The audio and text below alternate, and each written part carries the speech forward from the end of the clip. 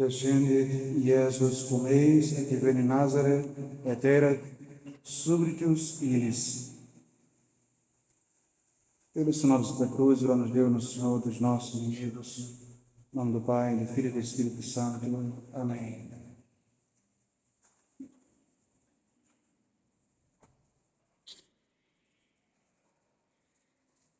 Reverendíssimo Padre Ednei, caríssimos irmãos, celebramos hoje a festa da Sagrada Família de Nazaré, Jesus, Maria e José. Neste Evangelho, o Espírito Santo apresenta-nos a Sagrada Família como um modelo perfeito da família cristã.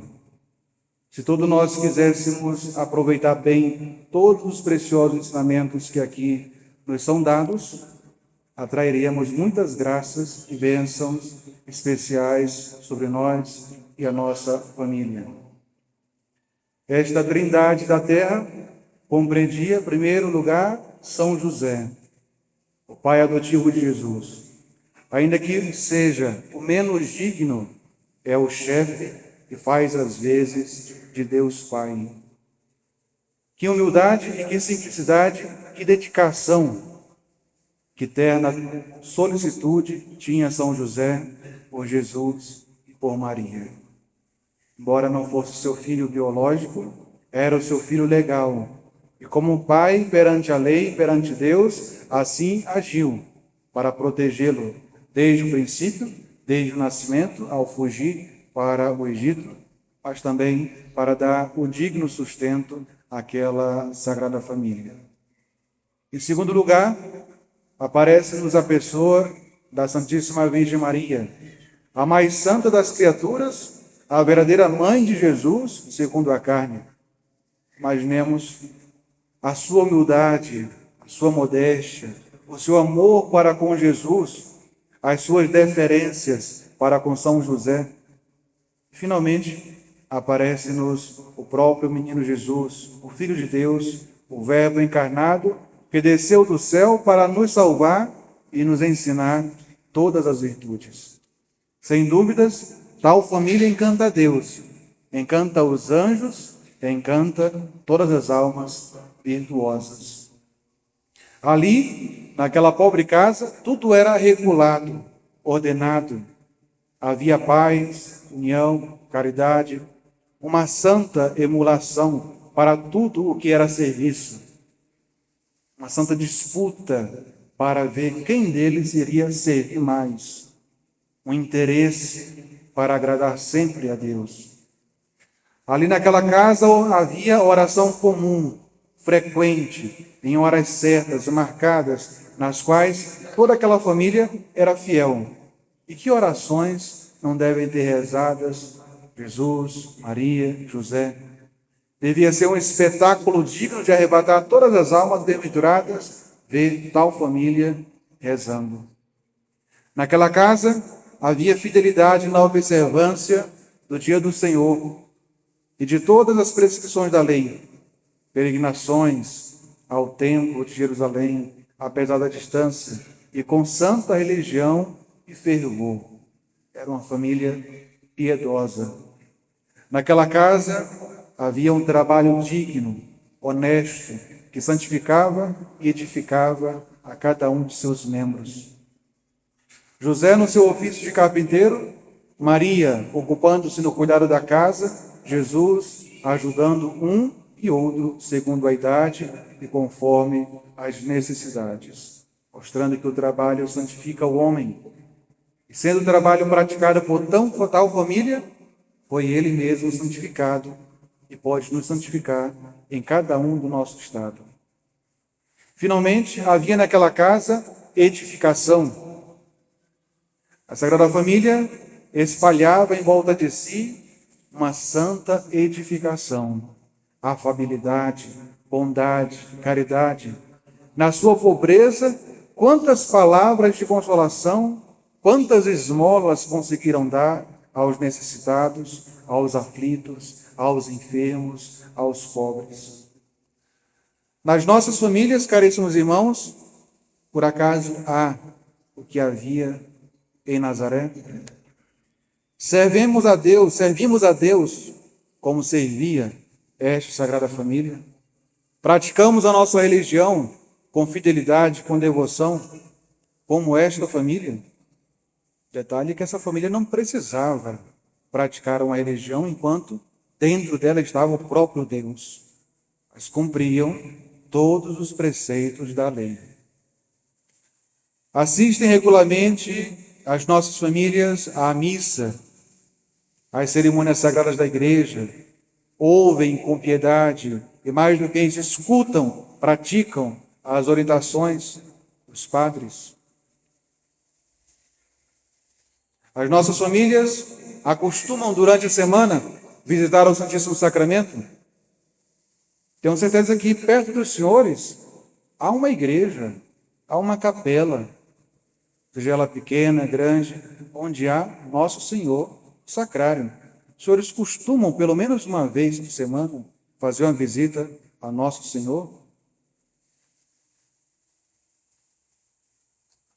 Muitos têm a oportunidade de assistir à missa com frequência, mesmo durante a semana, mesmo com algum incômodo, mas não o fazem ou não querem. Falta certa vontade de fazer mais por Deus. As nossas famílias edificam as outras pessoas ou acabam sendo contra-testemunho, ou são pessoas indiferentes, como se fôssemos um grupo separado da igreja, uma elite, um grupo que só nós ou quem estiver conosco será salvo. Procuramos, com o nosso exemplo de vida, edificar, ou com o estilo de vida, acabamos nos separando do mundo, enquanto poderíamos contagiá-lo com a verdadeira fé cristã e incomodá-lo tanto com bons exemplos, com a caridade, que eles seriam levados naturalmente a imitar as nossas boas ações.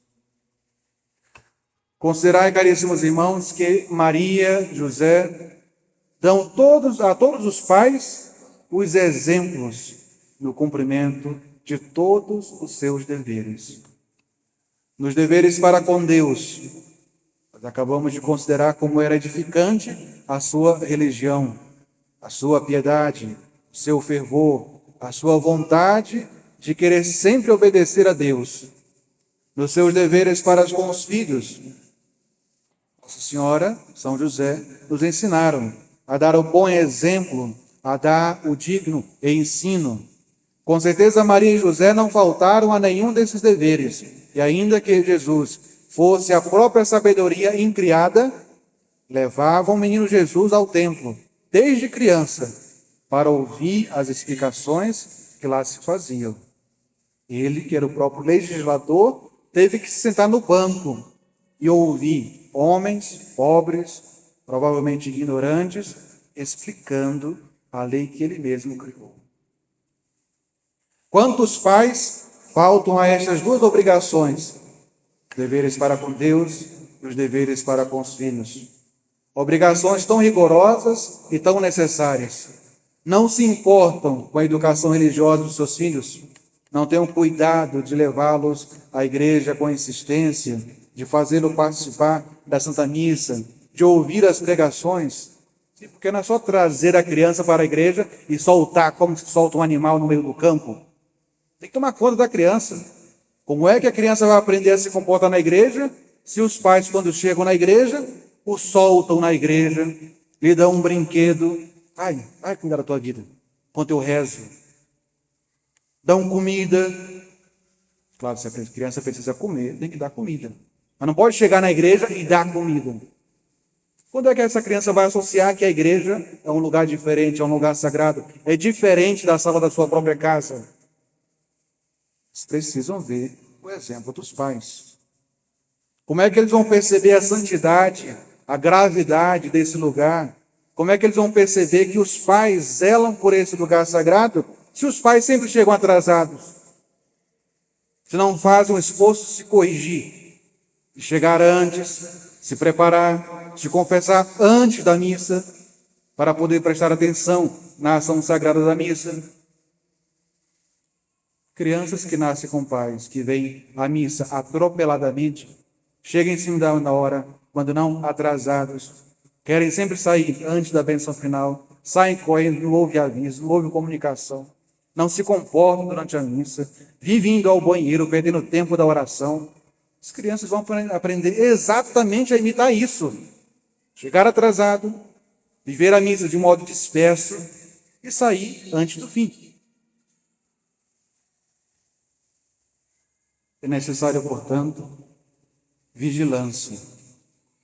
Ninguém ousará acreditar que mesmo na viagem de Jerusalém, quando o próprio Jesus ficou perdido entre as duas comitivas, Maria e José os perderam de modo culposo. Não, foi providência.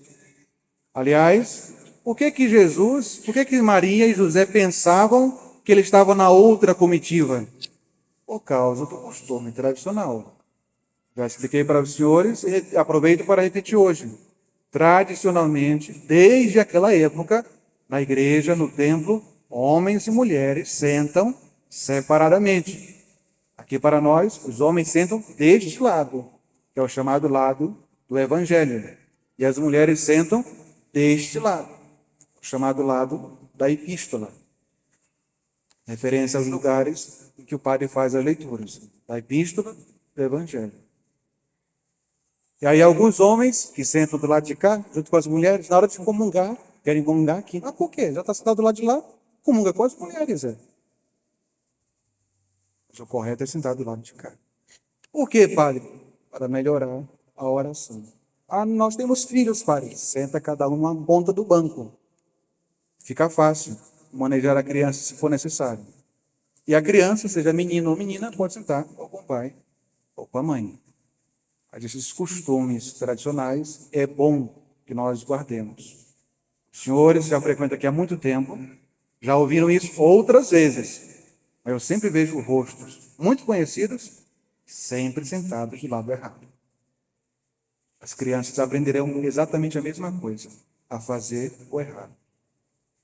Quantos pais desprezam a obrigação de vigiar os seus filhos? Não procuram saber quais os lugares que frequentam, as ações que praticam, os hábitos que eles vão adquirindo. Quantos andam perdidos desde a infância, porque os pais não souberam afastá-los das más ocasiões, dos perigos, da companhia, das más companhias. Entenda, não é colocar a criança numa redoma de vidro. A criança tem que aprender a se virar também. Mas aquilo que é visivelmente ruim, nocivo à castidade, à pureza, à honestidade, os pais têm a obrigação de afastar. Quantos pais se descuidam da correção que nós hoje vemos na própria Virgem Maria em relação ao nosso Senhor? Maria usa de seus direitos de mãe para perguntar a Jesus, embora com amor, com piedade, mas ela pergunta: filho, por que você fez isso conosco, com José e comigo? Fili, quid, fetice, nobis, sic. Por que você fez isso? Muitos pais faltam a este dever por indiferença, por desleixo, fraqueza, afeto desordenado, porque não quer causar trauma. Agora, tudo traumatiza a criança. Os pais não podem fazer uma correção porque tem medo de causar trauma à criança. Lembre da educação dos senhores. Claro que havia coisa que era desnecessária. Os senhores estão vivos. Ninguém morreu por causa disso. Se os senhores não forem rigorosos e duros na hora correta com os filhos, quando esses filhos chegarem no mundo, vão ser moles, fracos, não vão poder suportar as provações e diversidades da vida. Muitos pais, deixando crescer a erva má nos corações dos seus filhos, que bem se pode esperar no futuro? Mal. O pai que protege o filho, como se ele tivesse uma redoma de vidro, está preparando um fraco para o futuro. Tristes exemplos desses pais são o de Jacó, o do sumo sacerdote Eli, que não corrigiu os pais, os filhos, e por isso os dois morreram na guerra por desobediência, e ele mesmo morreu quando soube da morte dos filhos. A correção, portanto, caríssimos irmãos, deve ser firme e a tempo, não guiado pela ira ou pela raiva.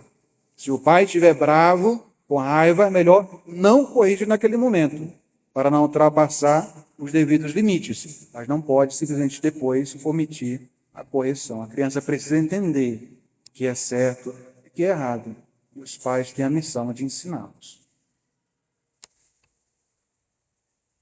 Deve também os pais advertirem-se de que têm a obrigação de dar aos filhos a máxima liberdade de seguirem a sua vocação. Entrarem, se Deus os chama, para o estado religioso ou para a vida sacerdotal. Ninguém cria os filhos para si. Se você não entrega para Deus, um dia vai ter que entregar para um homem ou para uma mulher. É necessário dar liberdade aos filhos. Ainda mais, é necessário falar sobre vocação, seja ela enquanto vida religiosa, enquanto vida sacerdotal, ou como própria vida matrimonial. Mas também os pais possuem outros deveres, como os deveres com o cônjuge. Deve haver entre o esposo e a esposa aquilo que havia entre José e Maria: união, caridade, auxílio mútuo, deferência, assistência, santa emulação para a virtude. Ninguém jamais cumpriu tão bem esses deveres como cumpriram Nossa Senhora e São José. Por isso, os esposos devem olhar para Nossa Senhora e São José a fim de aprender com eles, imitá-los. E Jesus, caríssimos irmãos, é o modelo dos filhos. Ele, que é Deus, podia vir a esse mundo como um homem feito, adulto, mas que vir como um bebê, como uma criança, para ensinar o homem a ser homem, para ensinar os filhos a serem filhos. Os filhos devem olhar para Jesus, o divino modelo, e aprender dele qual deve ser o seu procedimento para com Deus, para com os pais e para consigo mesmo. Para com Deus, os filhos devem ter o zelo, a assiduidade em visitar seu pai no templo, ou seja, em frequentar a Santa Igreja. Jesus ensina aos filhos a ir frequentemente à igreja para adorar a Deus, a assistir à Santa Missa, participar dos sacramentos, receber a devida instrução religiosa. Aqui eu chamo a atenção tanto de filhos quanto de pais.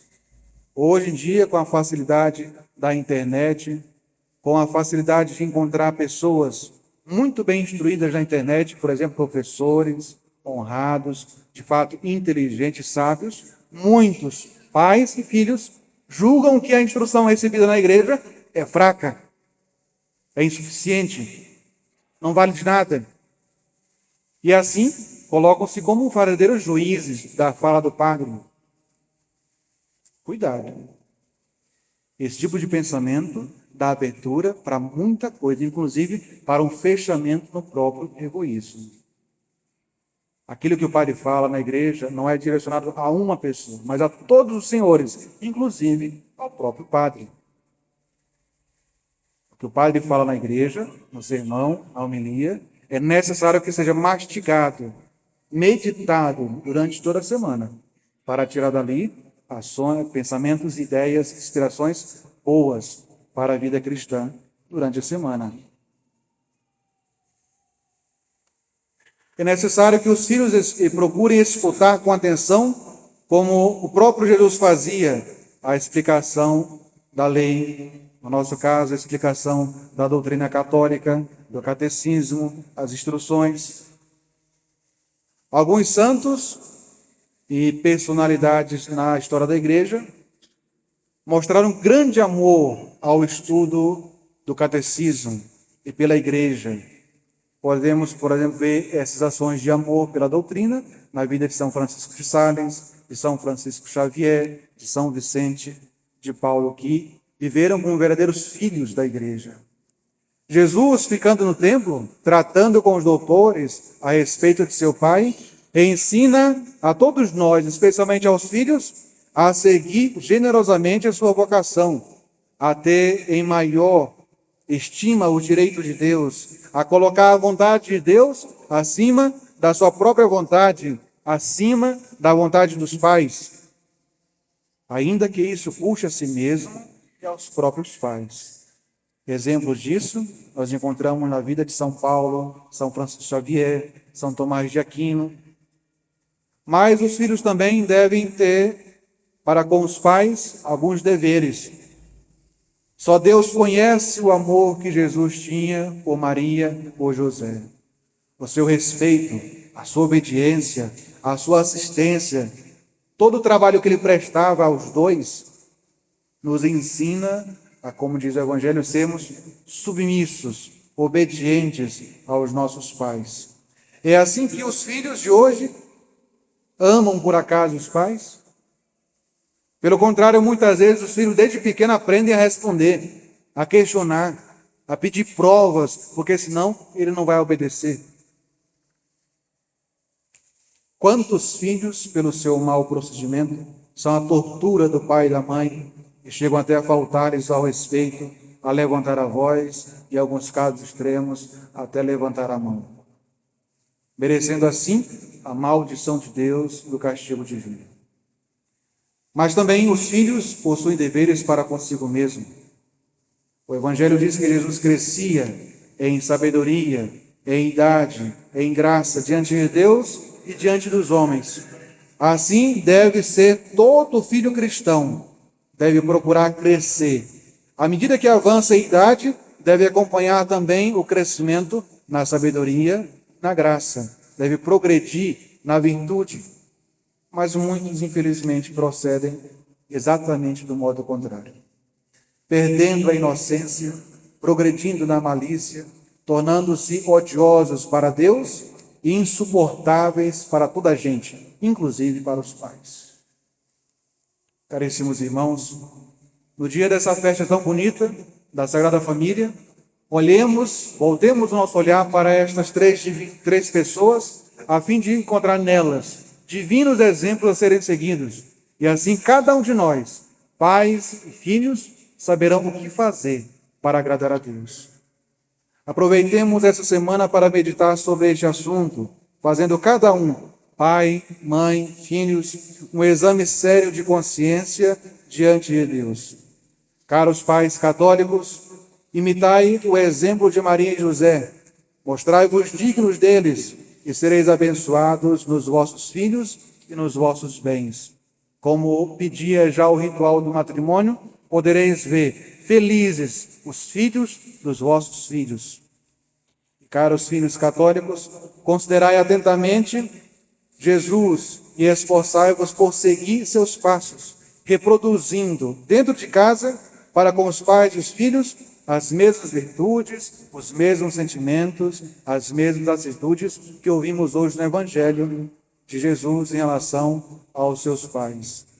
Especialmente a sua modéstia, a sua doçura, obediência, o seu recolhimento, o seu amor e o seu trabalho. Felizes as famílias que imitarem a Sagrada Família de Nazaré, pois viverão um verdadeiro paraíso na terra, esperando as alegrias do céu. Lembrando as palavras de São João Paulo II, busquemos, com auxílio dessa trindade da terra, fazer de cada uma das nossas casas, de cada uma de nossas famílias, uma verdadeira igreja doméstica, onde reine Deus, onde esteja Jesus, José e Maria. Em nome do Pai, do Filho e do Espírito Santo. Amém.